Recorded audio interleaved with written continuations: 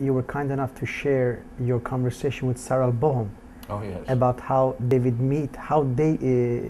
Bohm meets, first hears about Krishnamurti. In 1990, David Bohm was invited to a symposium in Amsterdam that had a number of very unique and well-known people participating, one of whom was a good friend of his, the Dalai Lama, and they were on the same dais.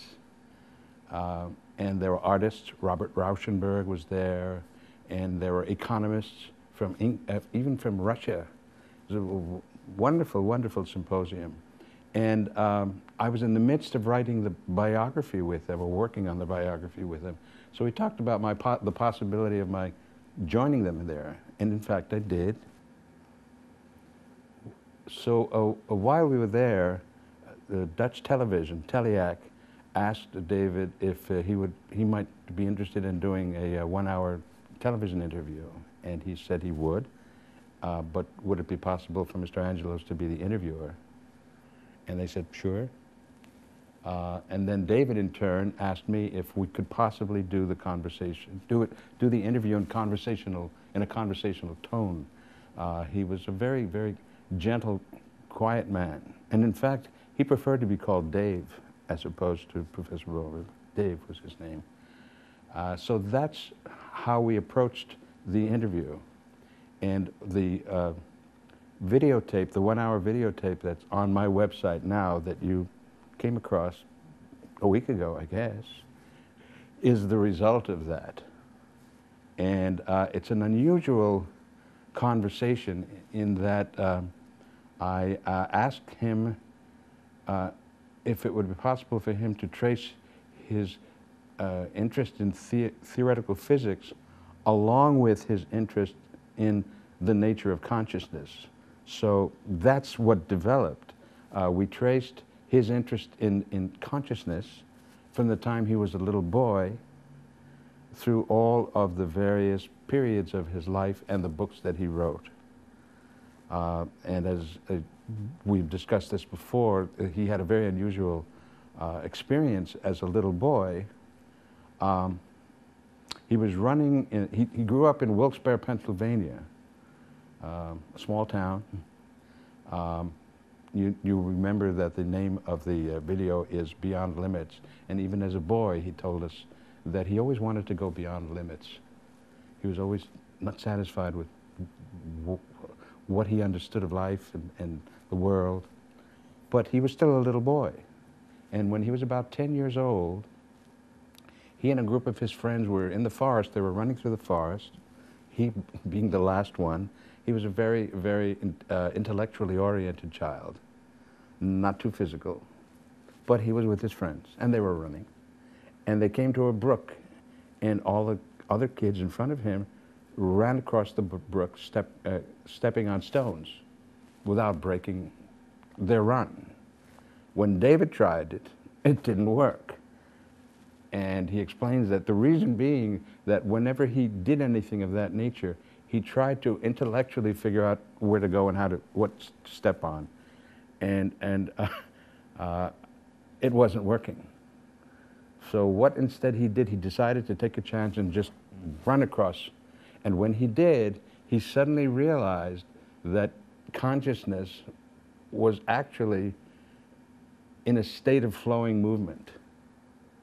And he remembered that as a child. He remembered that something different was happening when he wasn't thinking about what he was physically doing. And since then, this is quite a well-known phenomenon that famous athletes have talked about, that when they're, Kobe Bryant, the basketball player, has spoken of the fact that when he's really doing what he does, it seems as if time slows down and he's able to function and do whatever he chooses without the interference of other players.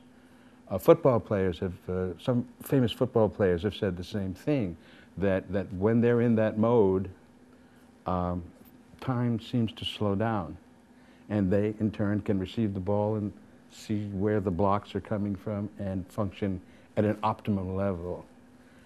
And of course, since then, the whole notion, and this is a complete aspect, very, very important aspect of the work that Krishnamurti and David Bohm did in their dialogues, the notion that both time and space are concepts.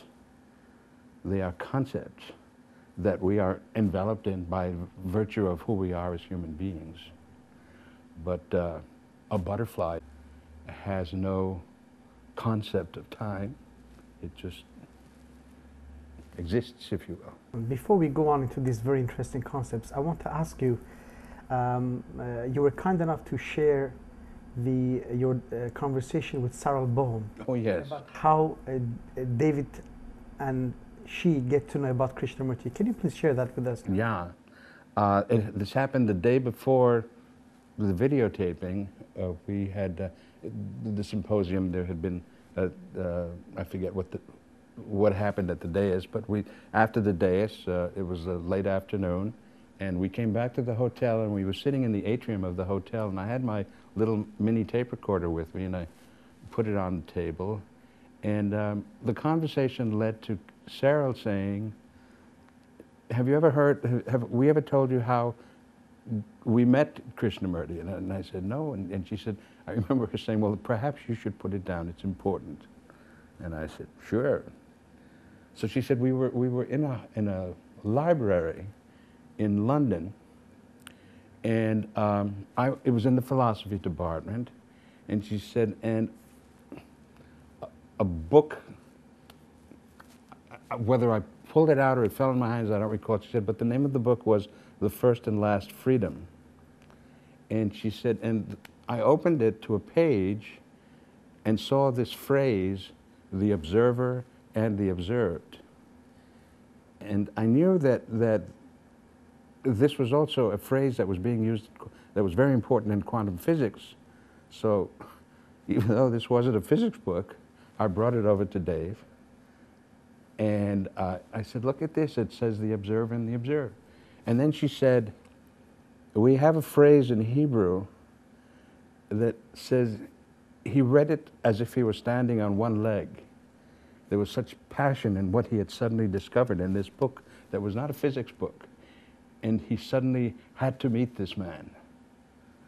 And the year was 1959, but they didn't know how or where to go. There was, in fact, a publisher, but it was the publisher known as Quink, which was Krishnamurti Writings. And somehow they got a telephone number and asked if it would be possible, and they were told that Krishnamurti was ill at the time, but that, and in fact wasn't even in England, but perhaps when he came to England they would make it possible, and that's what happened. It took 2 years. It took 2 years. And they finally got the call to come and meet Krishnamurti, and this is Sarah still telling the story.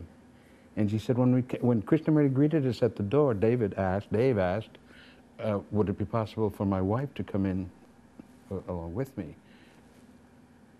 And Krishnamurti said, what would you prefer, sir?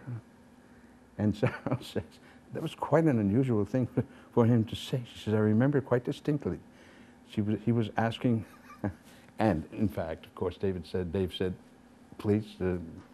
And so Cyril and David went in with Krishnamurti, and they sat down, and Cyril continued telling the story. And she said the two men sat opposite each other, like we are, just looking at each other for what seemed like an eternity, without saying a word, just looking at each other. And then finally Cyril said, sir, we're here because my son would like to discuss his work with you. And Krishnamurti said, well, I don't really know anything about physics. But Dave began to explain what his particular approach to physics was, which was, in a sense, quite unique. And he tried explaining to Krishnamurti, and in doing so, he used the word totality, at which point Krishnamurti jumped up and said, that's it, sir, that's it. And from that moment on, they became instant friends.